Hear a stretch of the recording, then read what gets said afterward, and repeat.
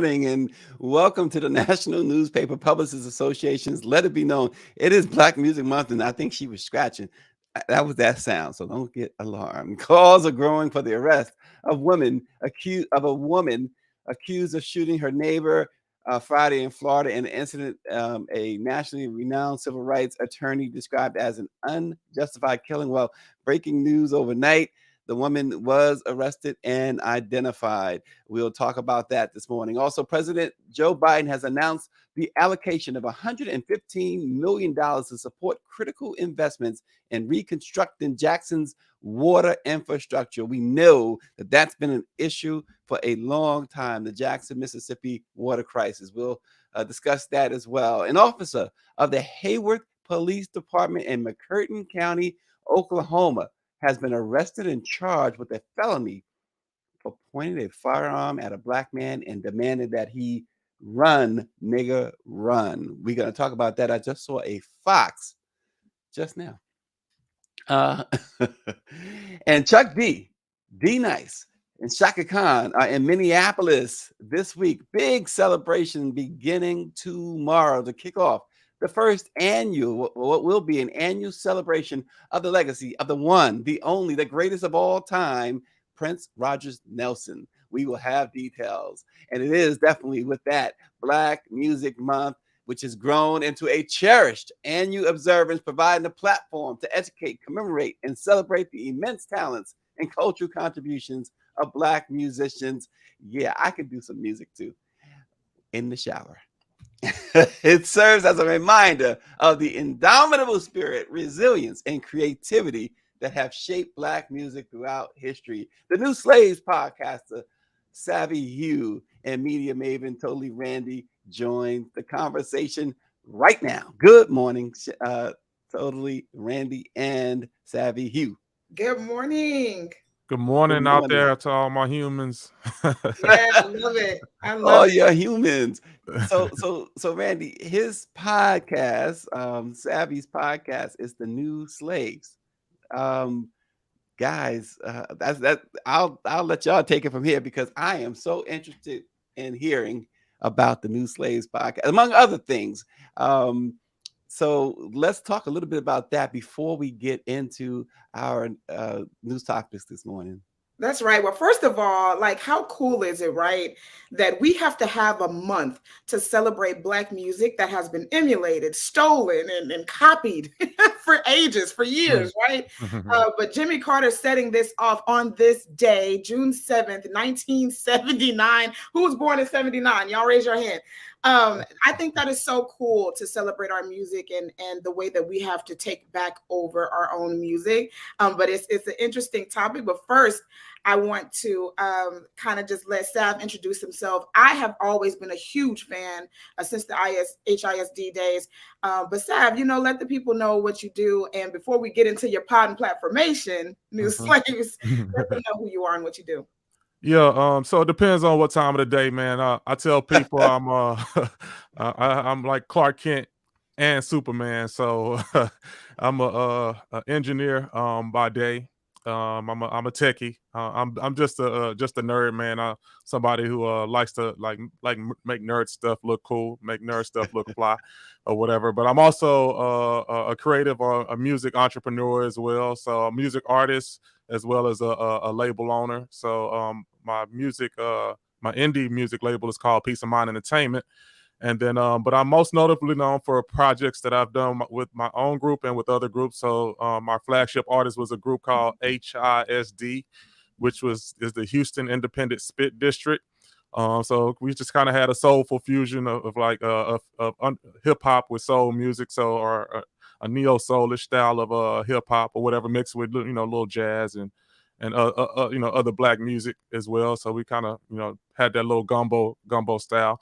And so we put out project starting in as myself as a solo artist in 2004, and then as a whole collective of like 8 or 9 other multidisciplinary artists in 2007 with our first group collective project for HISD called The District in 2007, and it's been on, just on and on since then. So yeah, so just basically, I like to say that we have like a Marvel's creative universe of creativity with music, apparel, now podcasting and events. That's the four-legged stool that we sit on, that we've been sitting on for a long time. Well, Yeah. wait, before you say anything else, I'm also, you're making me mic conscious. Look at that microphone he got there. I know, right? I got one. Shoot. Stacy, throw your got it. I know that's right.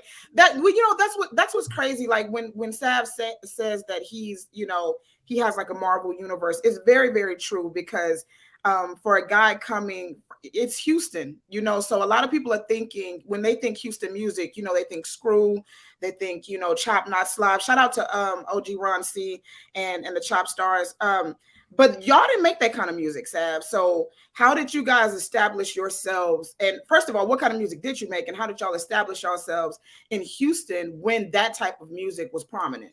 Yeah, so it was definitely an uphill battle, and it was a deliberate choice. I mean, I can't tell you, Randy, how many times folks was like, "Oh man, y'all need to move out of Houston. Y'all need to move to this place or that place with y'all sound." Right.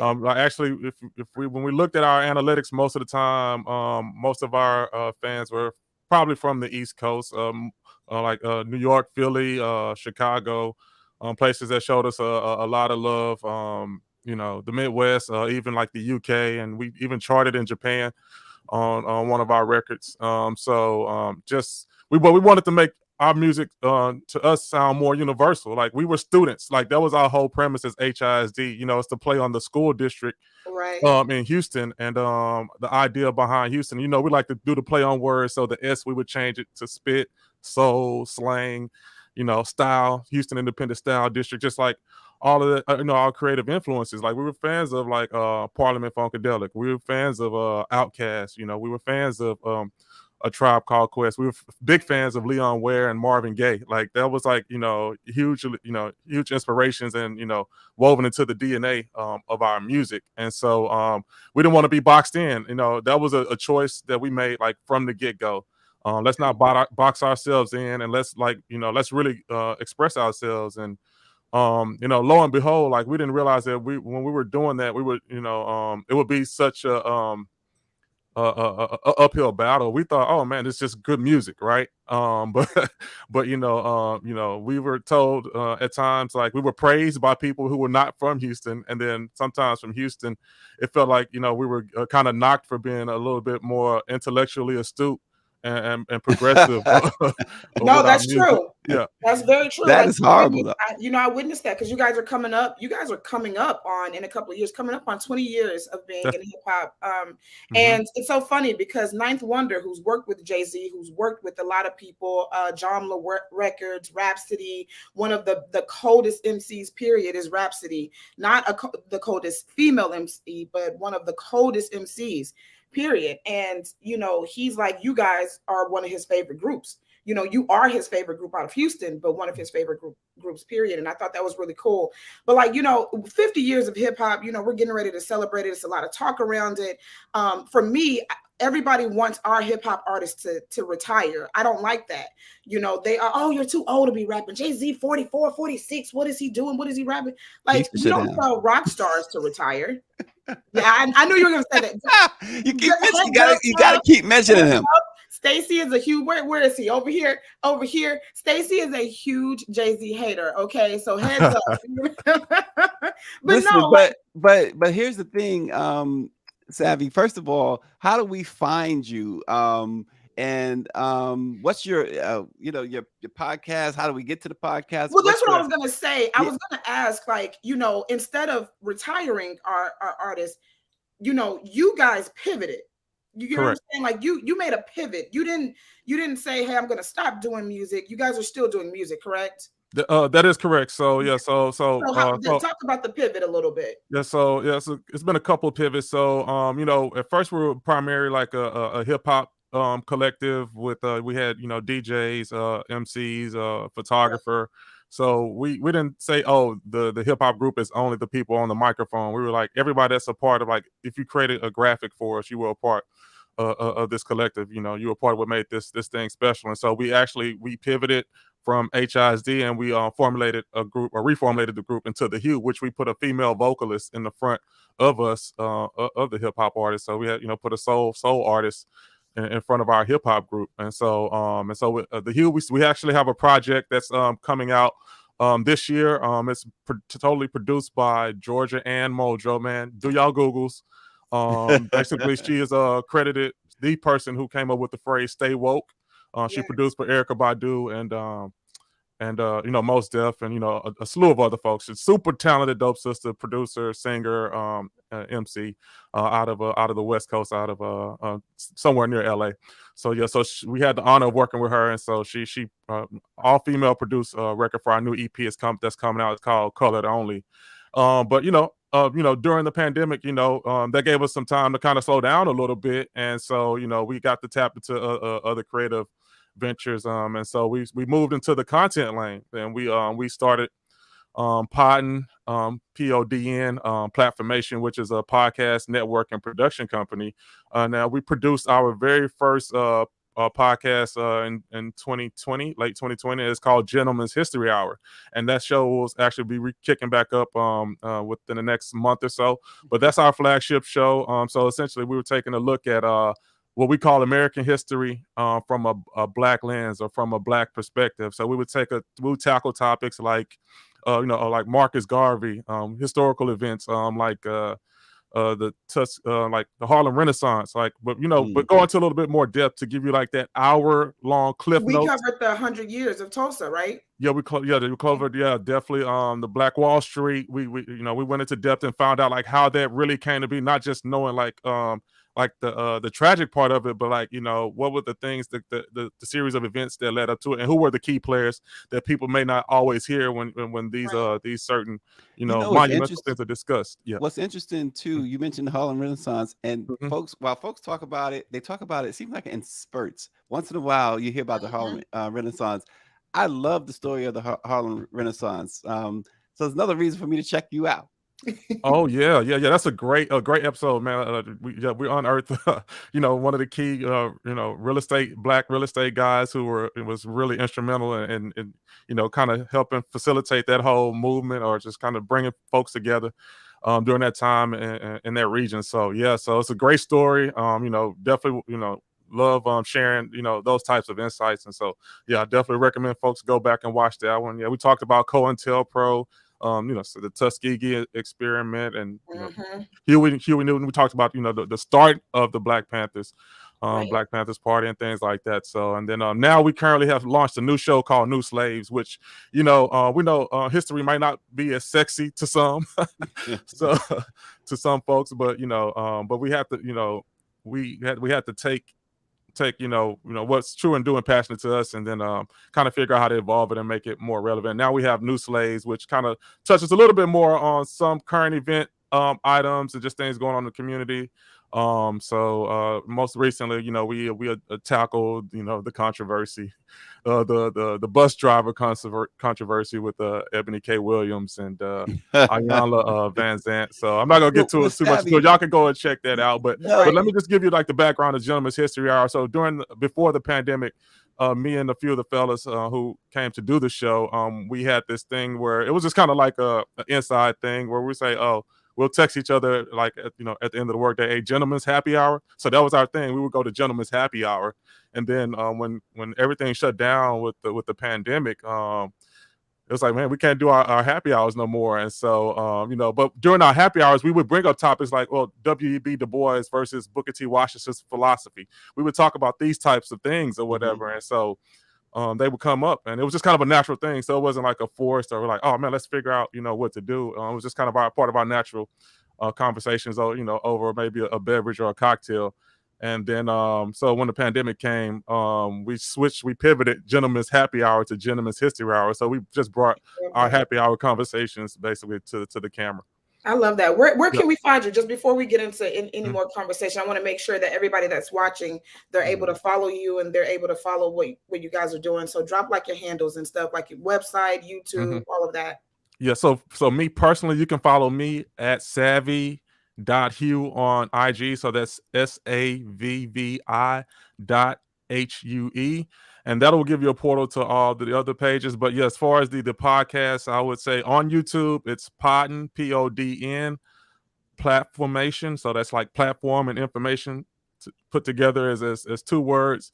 Then you can also follow us on IG at Podden Platformation, and then of course New Slaves Podden on IG at NEWSSLAVESPODN. So New Slaves Podden on IG as well. But we really like the folks to go to the YouTube page so they can really like consume the content. So absolutely. Power 96 writes in that real true history is painful, but history must be taught and learned. And he says, salute, young brother.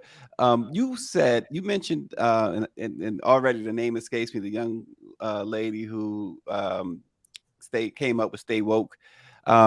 You guys ever talk about how, I'm pretty sure it's probably come up, how that has been just co-opted and almost stolen from from the community. Stay woke. I mean, come on. Wow, that's a good point. Actually, we might need to add that as a list of topics for our show. No, we haven't even touched on that just yet. But yeah, it's amazing. I mean, it seems like a lot of our cultural or our sayings and things like that tend to get appropriated and co-opted. I mean, I guess it speaks to the influence that that we have on pop culture. I mean, I think even Bill Burr brought up that in a stand-up maybe last year he did on Saturday Night Live, saying how Caucasian women have hijacked like the woke movement or something like that. And so it's like, oh man, history does repeat itself, right? Yeah. In so many ways. Well, you said the women have white women have done it. Ron DeSantis in Florida, and I want to talk about this topic here before you have to run, Savvy, and of course Randy certainly going to weigh in. But this woman who shot her Florida neighbor in a dispute that was over an iPad, but her name for everyone needs to know this woman's name, Susan Louise Lawrence. She's 58 years old. She was finally arrested and charged with manslaughter with a firearm, culpable negligence, battery, and 2 counts of assault. She shot a black woman. Apparently, the way it's been described is that this white woman snatched an iPad from this other woman's child or children anyway. And so she went to confront her and she shot her through the door, killing her. Wow. AJ Owens is the black woman who was killed. And Florida, of course, is big on the whole, Governor DeSantis with the so-called woke culture, co-opting and they say appropriating. It's misappropriating the term. We keep seeing things like this. And on your podcast, do you guys tackle these issues as well? Yeah, so we do probably about 80% where we'll kind of tackle like current events, and then 20% like we'll try to do like more educational kind of items. So we talked about like the Shrine of the Black Madonna, which is an institution I think it's based out of Detroit, but who also has a great presence here in Houston, who basically provided I want to say a refuge, but like a whole institution where folks can come and get their education, their spirituality, and just their community upliftment in one place. I don't know if any of you have heard of that, but yeah, look up the Shrine of the Black Madonna. So basically, like it's a Pan-African Orthodox Christian church, and but they was not just a church; they were housing, they were doing things in the community and all of that. And then we just thought that needed to be highlighted. And then most recently we talked about to some cannabis physicians about like some of the treatments and actual benefits of cannabis, using cannabis, and so we had a great Dr. Carly on there, and we had a brother Ed Warren to kind of really give us some insight. So we try to mix it up with educational as well as we'll touch on like kind of current event topics as well. Because Sav already told you guys that he taps into his nerd. So, and I love that, because I feel like with everything we have, like a lot of the culture, right, is surrounded by fun, laughter. We solve a lot of things with comedy, and so we have to get back to educating our children on things so that they'll know how to face situations like what we're seeing in Florida. What we're seeing in Florida is absolutely asinine. Like it is blowing my mind that basically I personally feel, this is just my opinion, that DeSantis is empowering people to react the way that this woman reacted, because it started from them just simply playing in their neighborhood. Like they're neighbors, they live across the street from each other, and so the kids were playing, and she was telling them to get off her yard, openly calling them derogatory words, including the N-word, openly calling them that just in public. 10 years ago, you could not pay, and this is just me. 10 years ago, I don't know about you guys and your experiences, you could not pay anyone to attempt to say that word. And now that, we have people that are trying to make America say it publicly? publicly? Huh? You mean say it publicly? Yeah, Randie? publicly. Yeah, you cannot publicly, like you cannot pay anyone to attempt to say it on camera publicly, but now it's so open, because the government, they're empowering people to, hey, do what you feel. And this lady not only threw that iPad, well, allegedly, not only did she throw the iPad and break it, she hit the little boy with it.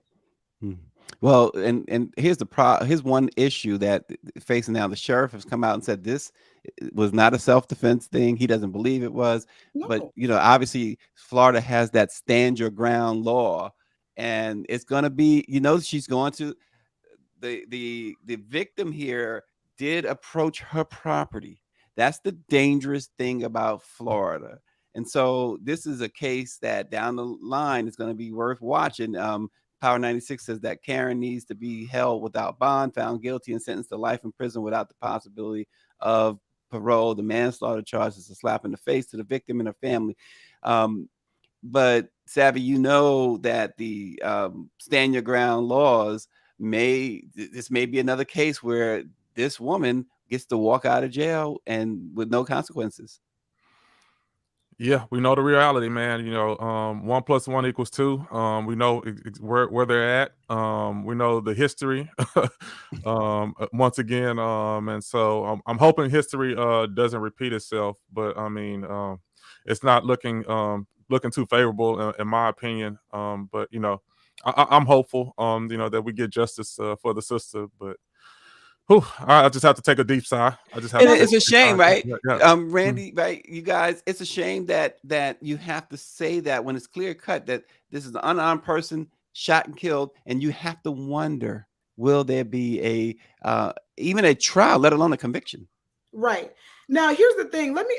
I want to ask Savvi this, and I hate to correlate this way, but Sav, where does conscious rap fit into what's going on today, right? Because when we were facing these problems, when hip hop, not in the 90s, so I won't say when hip hop first started, but I would say around that time, like 80s, 90s, when we were facing those issues, you had F the Police, you had a lot of conscious rap, right? That was making these waves and pushing movements.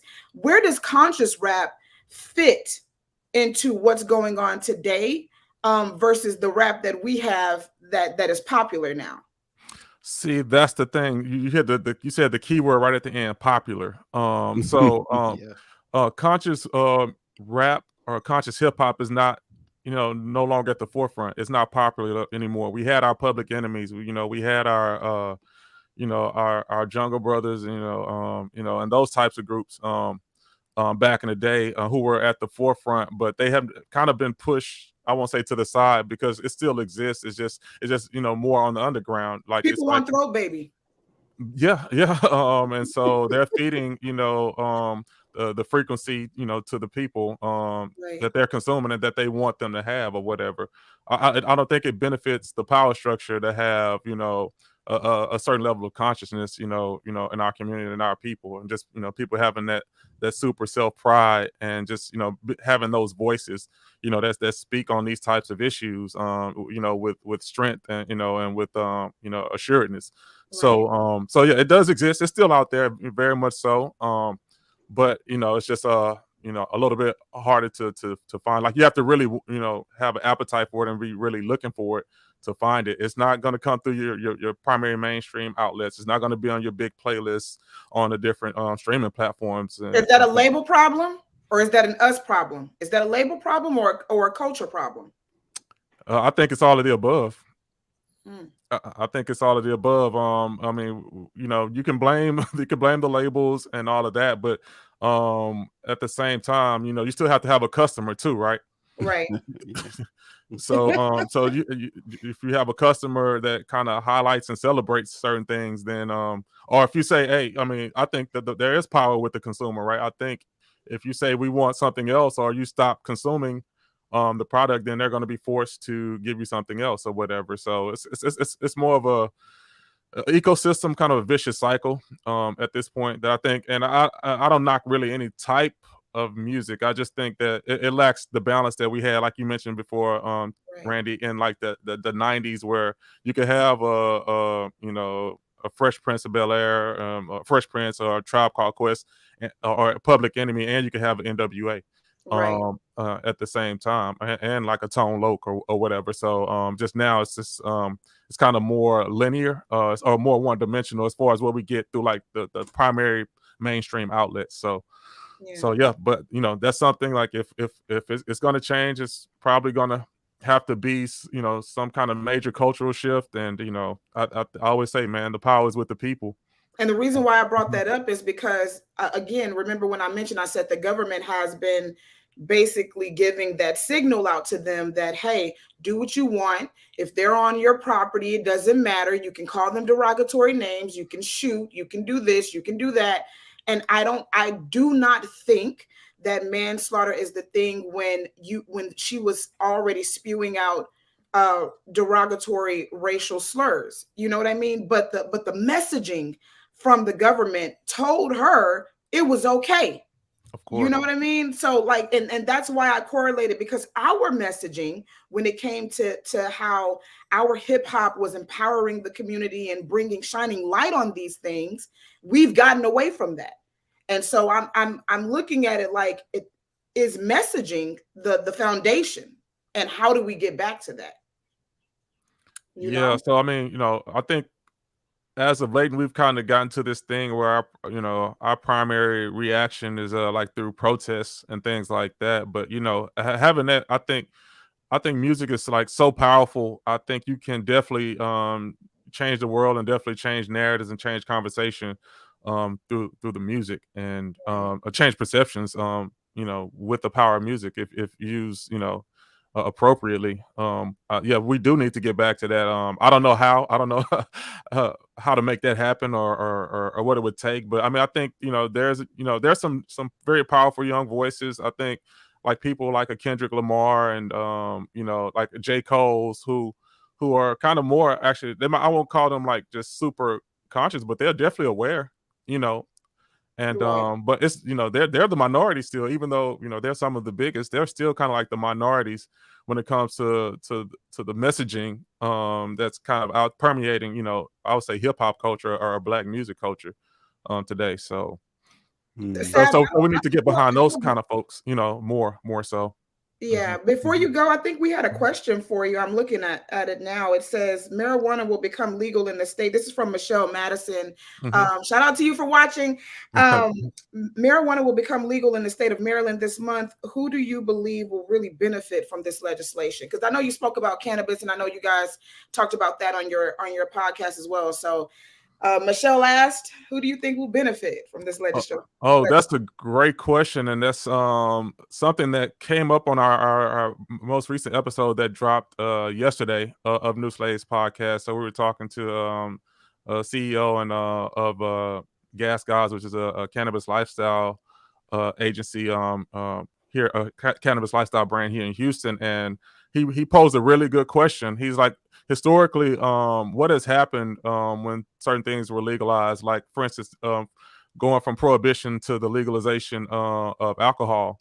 And he's like, he asked a very poignant question. He was like, so how many like Black-owned distilleries do you know are manufacturers of spirits that we have now? However, pre-prohibition, you had, a lot of people of color, like, a lot of Black people who really did very well, when they were bootlegging, and Right. moving alcohol before it became legal. So, and now after the legalization, you don't see there are no, outside of Uncle Nearest, that's probably like the only big Black manufacturer of alcohol whiskey that we actually know of. I mean, I think we have the Black Girl Magic wines and stuff like that, but Yeah. but you have to really like reach and think how many of us actually benefit from that when so many of us, more of us benefited before legalization. So that's the question I'll pose. Is her name Michelle? Yeah. That's the question I'll pose Yep. back to her. So, let's look and see what history has told us and see Right. who's going to benefit the most. I think it's going to be the people who have the most resources to play the game on that level. You know what I mean? That's my answer. Absolutely. That's my perception. I agree with Well, that. Well, we certainly appreciate Savvi Hue this morning. Check out his podcast. Check out more than just his podcast. All he got going on.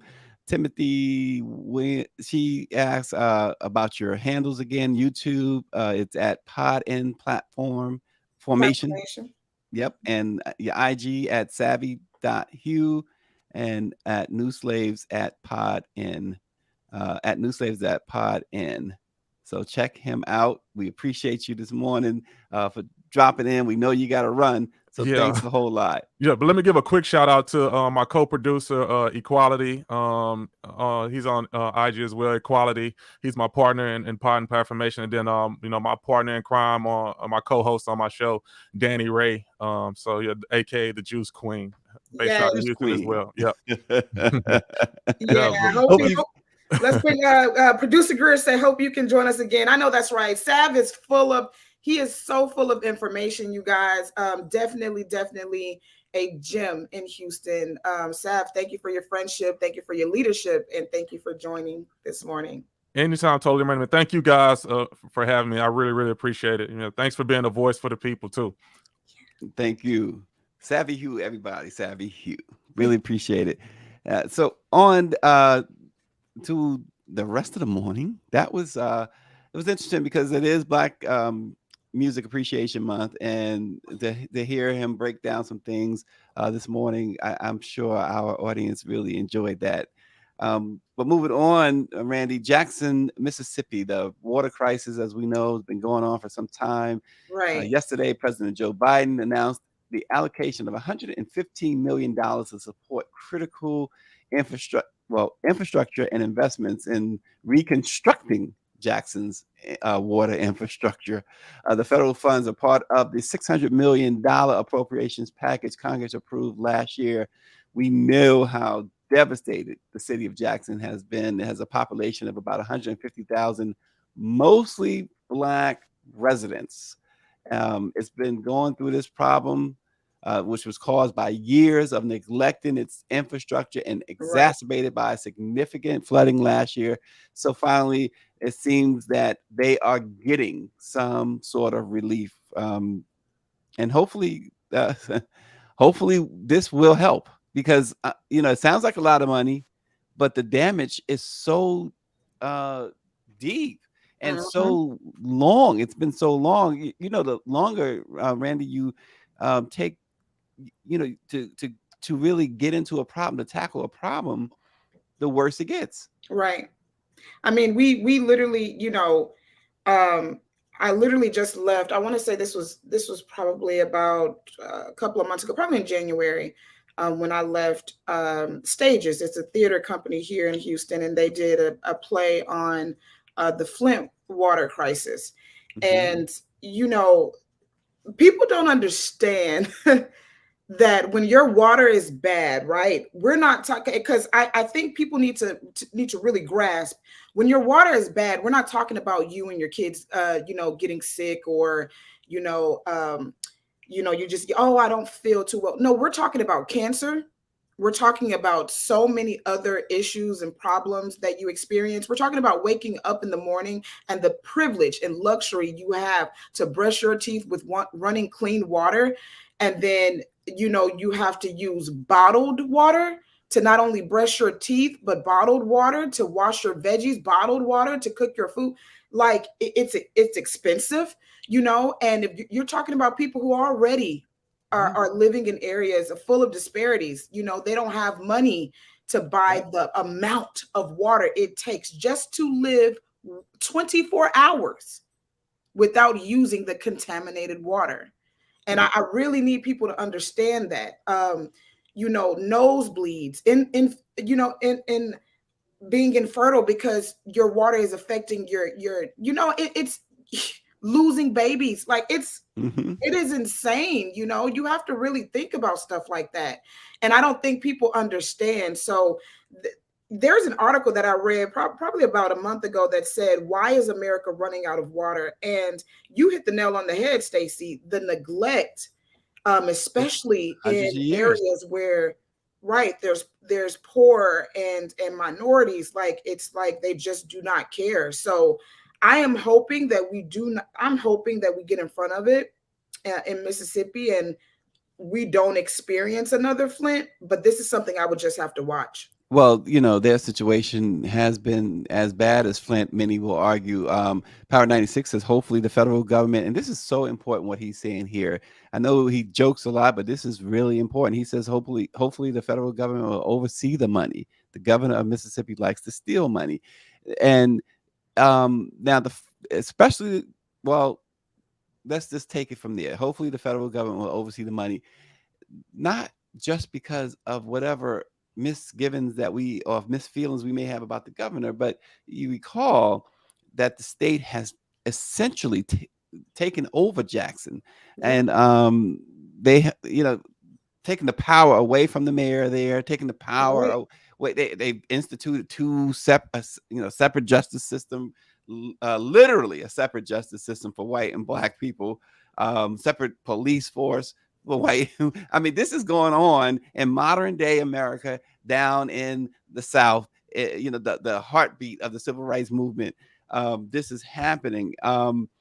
So his point, hopefully the federal government will oversee the money, is one that people should not just overlook, because that is a profound statement in itself. It is. I agree with Power 96, and thanks for being, such a loyal supporter. You make a lot of good sense. Like I'm focusing more on the part that he was like, they like to steal money, because you have to rely well, listen, this is the place. Yeah, this is the place where the governor was as complicit as Brett Favre and that whole welfare funds, quote unquote, alleged scheme. Right. Yeah, like you have to rely on that, and they are without. How do you continue to go on? Like they're literally stuck. They can't move. I'm worried about them. They can't move. The government, they have to rely on the government to properly allocate and use, properly manage the funds, not mismanage the funds, but properly manage them to where they can solve this. And like I said, we're just gonna have to watch it play out. Absolutely. Yeah. Hopefully those residents down in Jackson will finally get some relief. And as you stated earlier, more than relief, just a sense of man, we won't die if we ingest this water. Look at this water. Yeah. Look at the water. That's what I was talking about. Like, whatever you're watching on TV, or if you're watching something in a play, in a movie, it's worse than that. This play that Stage has brought to life was based on a very true story. It's based on true stories, based on the residents in Flint. And when I tell you guys, this water is not the water that you're looking at. You can't even wash your hair in this water. Right, right. So you're using bottled water to wash your hair. I challenge anyone who have any thoughts that are negative, questions that are negative, take a case of water, and I want you to use a case of water to do just 24 hours of what you need to do with your life. Wash your face, take a bath, to brush your teeth, cook, drink your water, consume water, you wash your hair, with a case of water. And I want to see how fast would you run through that case of water. And, they're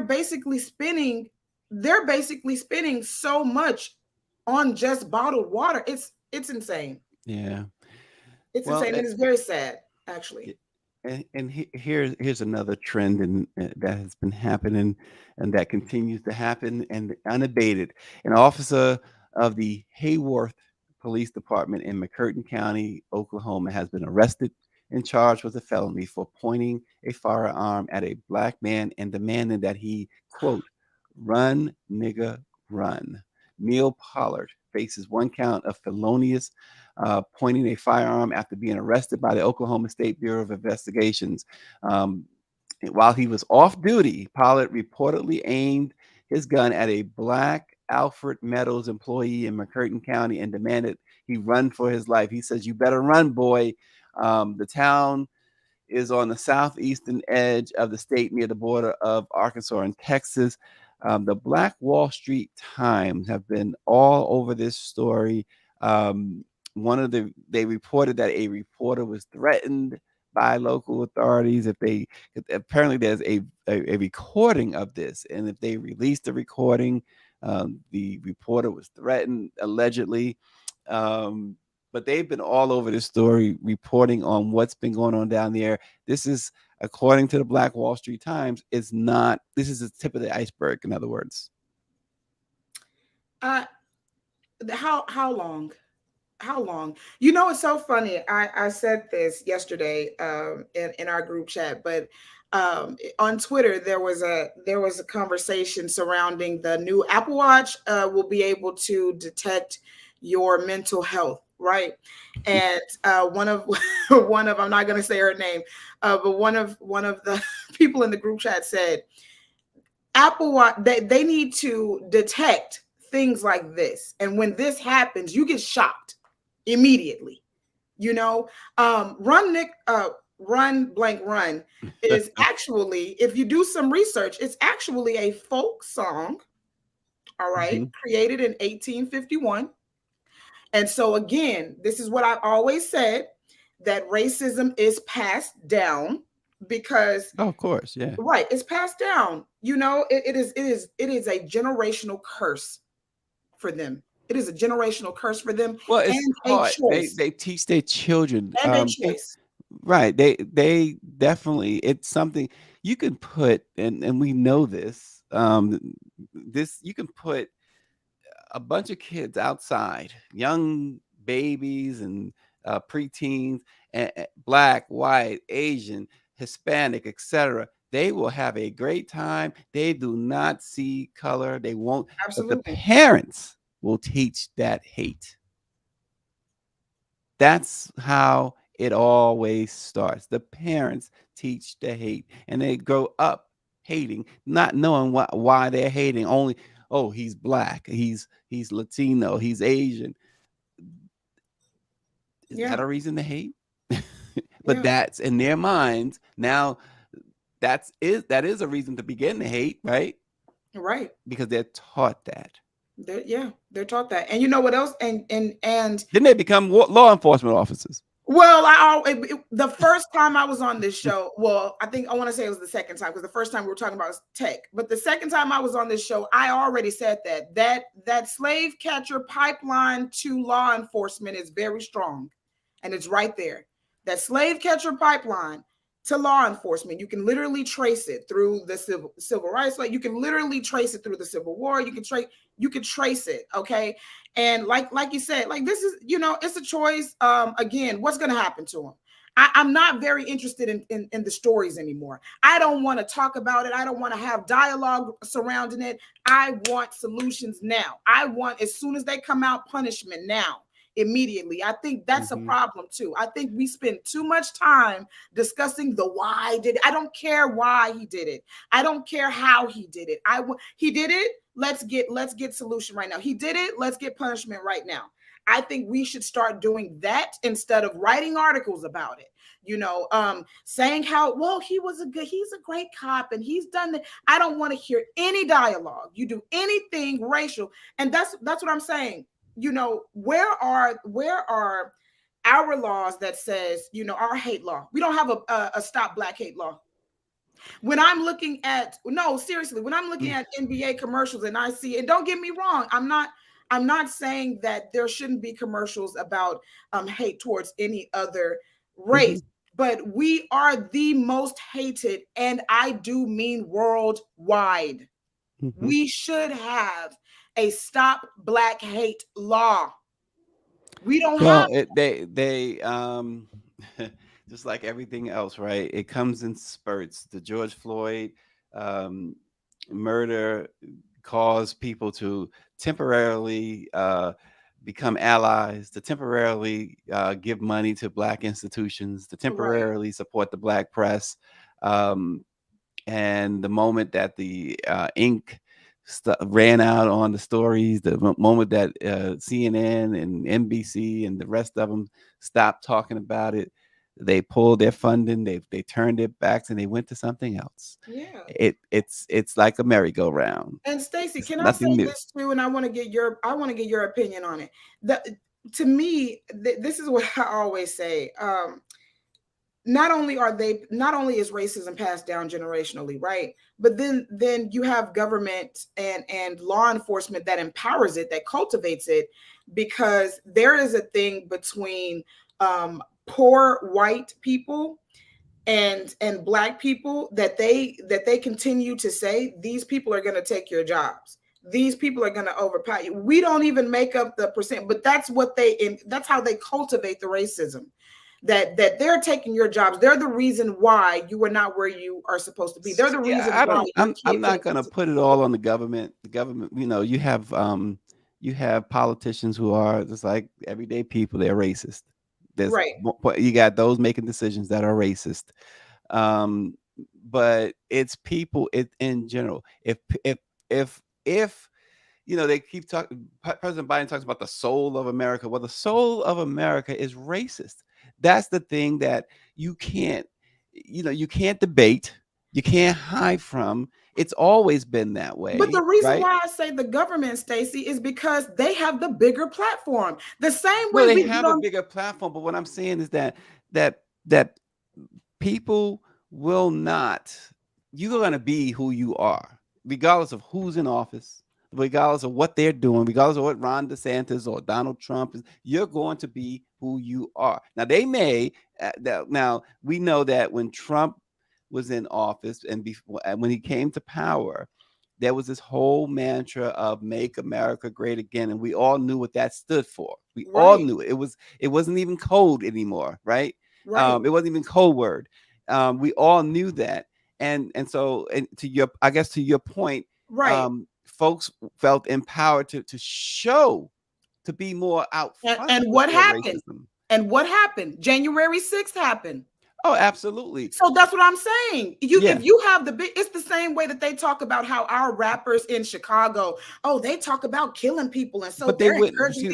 They wouldn't put these. So you could be right, and I can be right. They wouldn't put them in office if they wasn't racist. You're not going to support a murderer, right? For the most people, are not going to do that, right? Unless they are murderers. You're not going to support a child molester unless you're a child molester. You're not going to support a racist unless you're racist. It's as simple as that.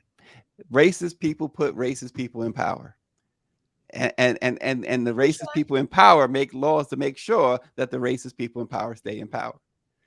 So it's up to the citizens to say, look, I ain't for that. Let me find another way. So you got Dr. Cornel West, doing his thing. You got Robert F. Kennedy Jr. doing his thing. Folks saying you got Ice Cube doing his thing. Folks are saying all y'all crazy, and so let's do something else. All y'all are hateful. Let's, we tend to say that this, Republicans are this or whatever, Democrat, they all are one and the same for the most part, right? But they are putting power, right? And so then we complain, but people put them in power. That's why it makes no sense to complain. Here's what makes sense. Do what you need to do.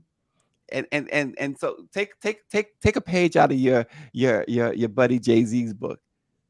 Do for self. Do for self. Well, you can't do for self when you have the mind of a peanut. And that's my point. I get what you're saying. Jay-Z made it with a mind of a peanut. Flag on the play. Flag on the play. You are in time out. You are in time out. That brain is not the size of a peanut. That brain is high. If you made Jay-Z, I said I was only kidding. Come on now. Did you have his baby yet? Come on. Stop it. I'm gonna always support Hope. Good Lord. Let me tell you something. No.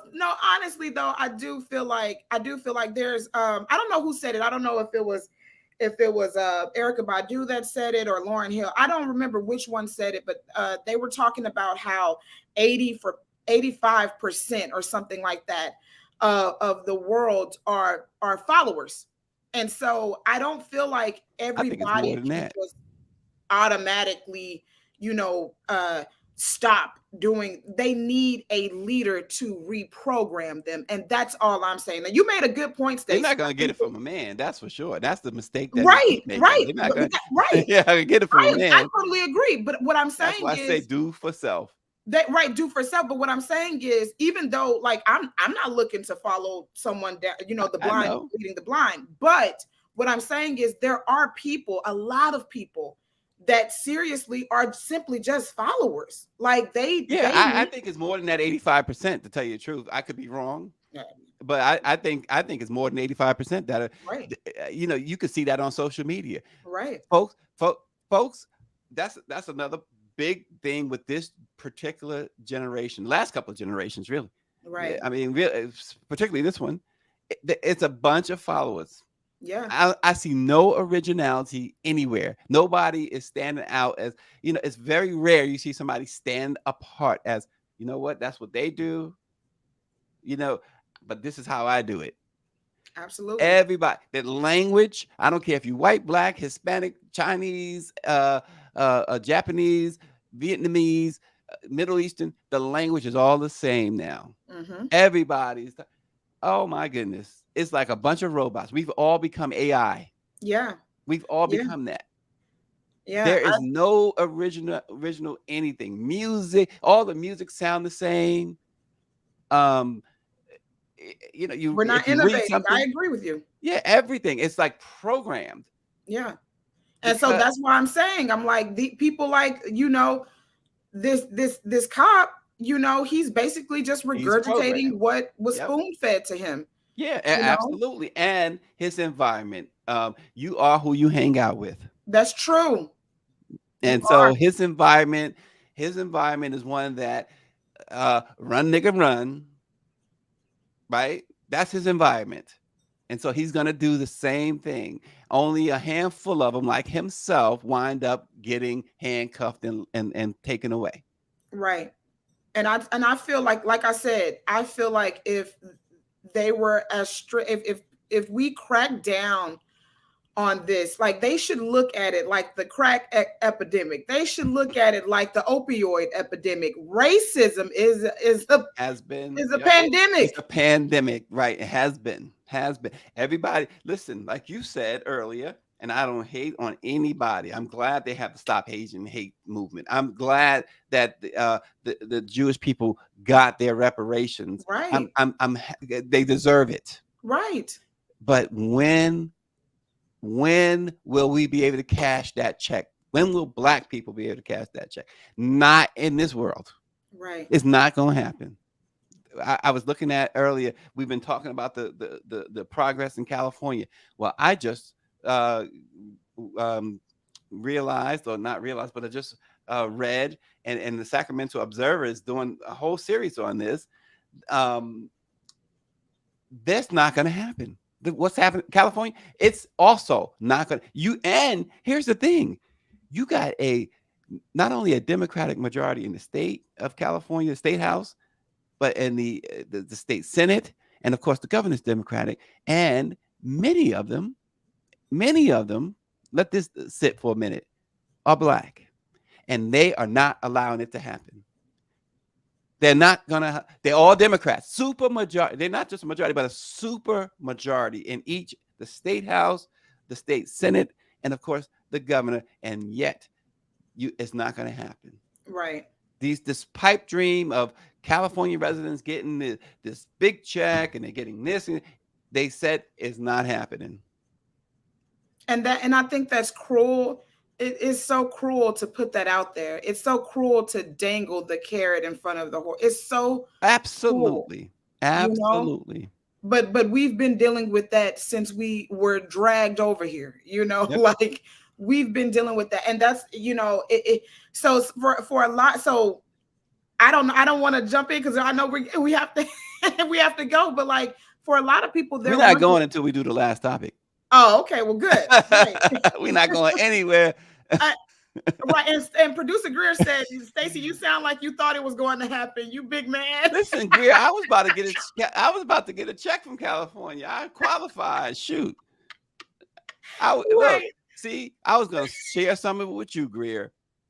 Good night. I thought not me, because why? Absolutely I get my funds from Jay-Z. You're not going to share with me? You got to get your reparations from Jay-Z. If anybody's going to give you reparations, it better be Jay-Z. And I don't even want it to be a check with Beyonce's name on it. It got to be Jay-Z only. So I was going to ask you, did you see Cornel West running for president? Yeah, I mentioned that earlier. And it's not a laughing moment. I mean, I laugh at things. Well, listen, serious. Here's the thing. Just heads up. No. Things that are serious, I have to laugh at it I have to laugh before crying. Or how does that saying go? Laugh for crying. You know, I have to laugh. And listen, Cornel West, Delonte West, I don't care who that's this. They can all run. It doesn't matter. Kanye West. Kanye got a campaign. He got a campaign. So it's like, okay, cool. You know, it's just, look, I always say this. I cover politics. I don't get involved in it. It's too much. It's all right. Timothy Williams. Yes, young lady, I want my cheese. He says he wants his cheese. California messing me up. I was like, come on. I looked at the criteria. I was like, yeah, I lived in California 7 years. I suffered to the oppressive hand of the man. So I wanted a check. Shoot. You said for your 7 years, make sure that's right. It's 7. That's 7 years of hard time. And give you back pay for your hard right. Exactly. With interest. Shoot, look, they talking about adults or this and that. I'm like, whatever y'all decide, I'm that. Right. Just give me the check. Right. Look, I can't let us go without talking about two of my favorite people. Unfortunately, one is not with us anymore, but we're talking about Prince, Rogers Nelson, and Chuck D. Yeah, Chuck is involved. They're starting tomorrow an annual convention. They want it to be annual, honoring the late Prince Rogers Nelson at Paisley Park in Minneapolis. Chaka Khan, Chuck D, and the great Be Nice are among the acts that will appear. It's going to be a 4-day celebration through Sunday. It will feature performances, panel discussions, lectures, and dance parties in celebration of the enduring legacy of Prince. The event takes place, of course, at the Minnesota home where the superstar lived and unfortunately died, L. Lundell McMillan. Now, I thought this was very interesting. Prince's friend, L. Lundell McMillan, and former lawyer, is involved in the planning for the celebration. He said he is thrilled that Prince's legacy is continuing. And this is the part. And I'm going to tell you why this is extremely interesting. He said Prince was and remains the greatest artist of all time. Now, I don't disagree, obviously, right? But what makes that interesting coming from L. Lundell McMillan? Well, he was also Michael Jackson's lawyer. Uh-oh. You just had to say it. You know what? I'm not going to disagree with you on that. Absolutely. Wait, I'm not. Listen, let me make it clear before anybody, because before Taj Jackson or Tito send me a nasty tweet or email or whatever, y'all, I am not in any way putting Michael Jackson down at all. Michael Jackson was he's Mike, the greatest pop entertainer right ever, right? And you might say, you just said Prince was the greatest. Hear what I said. Michael Jackson was the greatest pop entertainer ever. Well, I'm going to disagree with that because, you know, I don't compare Prince and Mike. I literally put Prince and Mike the same way I put Biggie and Tupac. Legendary icons, Prince and Mike. I love Prince. Prince is actually my first celebrity crush. I love Prince. Like he is everything. So talented, but I'm sorry, the way that you can't put Michael down because my 4-year-old discovered Michael at school. Like, yeah, so he don't know the black Michael Jackson. Every kid, I didn't know this, but like supposedly all kids literally go through a Michael Jackson phase. Like they find Michael Jackson and they go through a Michael Jackson phase. They want the glove, they want the shoes, they want the jacket, and they do all of the moves. I mean, that is how impactful his music is. Now, musicians are impacted heavily by Prince. Prince is a musician's musician, you know, definitely great performer, definitely great musician. So I don't really compare them. I literally love to just leave them separate because in their own right, they both are, to me, icons. Oh yeah, look, people have a habit of comparing, and I just remember let me just speak on Prince. I just remember Prince talking with Chris Rock some years ago, and Prince was like, I don't pay any attention to that.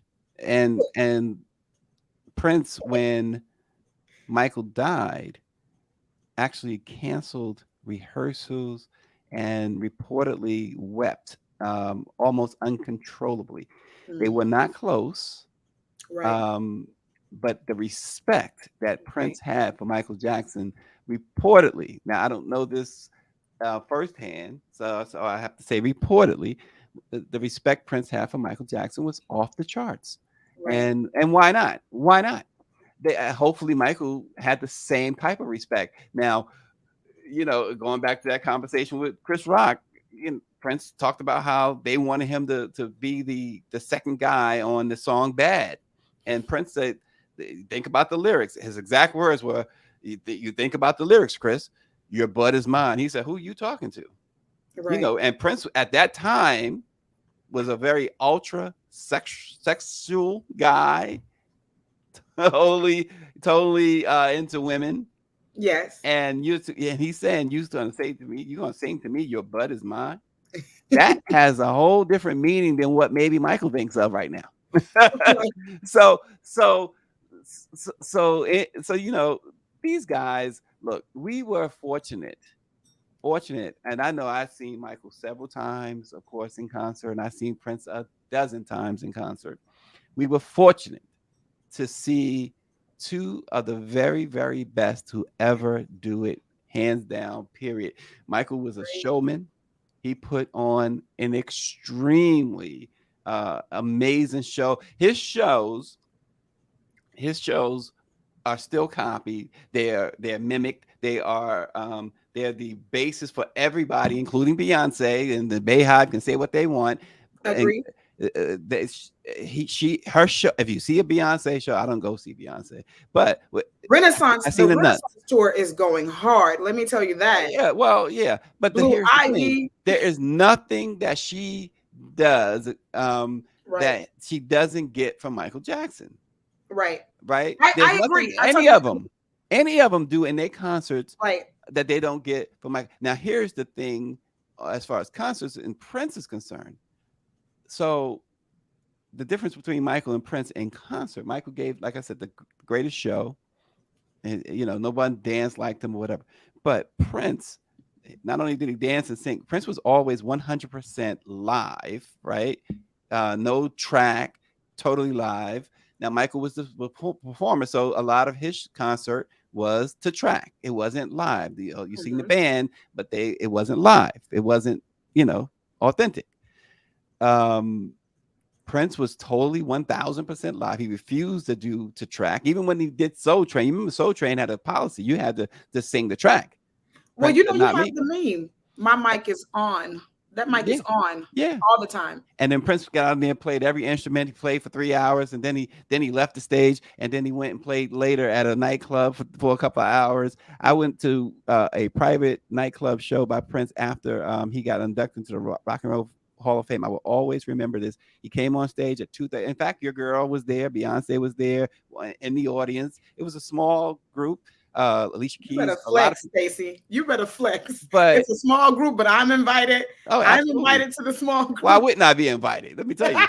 I know that's right. He gets on stage at 2:30 in the morning. You know what time he left that stage? I'm listening. 6:30. Ooh. Went home. And that was after. And that was after he played. Right. Right. Went home, made pancakes. That's my man. Yeah. That's my man. That's my dude. I know. And Power 96 is right. They all you got can't say it from anything James bad Brown. about Prince around me. So everything that your love for Prince, I'm here for it because, and that's why. How special is that? To witness him doing something like that. So what are you looking forward to from this celebration? Number one, are you going? Because you might be invited. I would have gone, but I got other things on the agenda, and I don't think Greer wants me at Paisley Park this week because I lose my mind. I've been to Neverland a lot of times. Michael's home. We visited Graceland, Elvis's home, James Brown's house, all that stuff. I have never gone to Paisley Park. Me either. And now I said there's no reason for me to go to Paisley Park. Prince is no longer with us. Yeah. That's the unfortunate thing. Yeah. So I wonder if they're going to stream it. Do you think? Do you know if they're going to stream it? I have no idea. I have to ask Chuck. And I should have talked to Chuck about this like a month ago, but it's so much. Again, so much stuff. Y'all, I love Stacey. I gotta ask Chuck. I just got it. I just want to see you do that one time. That flex. Do that one time, Stacey. Listen, speaking of Chuck, so Chuck's artist, Memphis Jokes, has up as a show, right? Every Wednesday. And Chuck was tweeting out the news that I'm going to be on the show tonight. So watch tonight, the Memphis Jokes show, 7:00 Eastern time. So 7:30 Eastern time. So 8:30 Central Standard. I'm sorry, 6:30 Central Standard. So I will be the guest on Memphis. I'm looking for Memphis Jokes is a cool dude. I got to check him out. I'm tuning in. That's 7:30 Eastern, so 6:30 our time, right? There you go. Okay, I'm going to tune in. Congrats, by the way. I can't wait to see you on the show. I'm looking forward to it. That is so super cool. I've retweeted it as well. I think it's going to be a really good show. I cannot wait. Retweet my stuff. Don't be stalking me. What's wrong with you? What's wrong with you? I got enough stalkers. Now, see, I'm trying to support you, and you're talking about don't stalk. No, I noticed something. You know what I noticed when what's his name was on? What's his name again? Savvy. Yeah. I noticed something, and you didn't do it. You haven't done it since he's been off. And I know the audience will agree, especially Power 96. I'm sure he peeped this. She was doing this. Yes, indeed. I was just pushing my hair. Yeah, there it is. I was just pushing my hair. Power 96. What do you got to say about that, Power 96? I noticed it. I was just pushing my hair down because I got big hair today. Go ahead, Willow Smith. You whip your hair back and forth. I was just pushing it down. You know what? I'm gonna let you make it because you have a big show. You got a big show to do tonight. See, there, my man, Power 96. Oh yes, she was. Power 96. And Power 96 don't lie. You know, I thought we were friends, Power 96. I thought we were really cool. Yeah, that's what a friend does. Tell the truth. That's exactly what a friend does. Friends don't like friends. Listen, that's why I don't listen to Greer, because she's gonna tell me the truth. So Greer is good. You are a bully. Greer is good. She tells I'm a you bully. there's a difference between telling the truth and bullying. You are a bully. You bully That's me not all true. the time. Now I think my friend Greer will disagree with that. So anyway, we are way over time, and you know what she's going to disagree with? The fact that we way over time. Because you're talking about the purple one. You got to talk about your man. She let you have that time. I love that she did that for you, because Greer will cut you off, baby. She'll burn. She will start that noise, that music immediately. But I like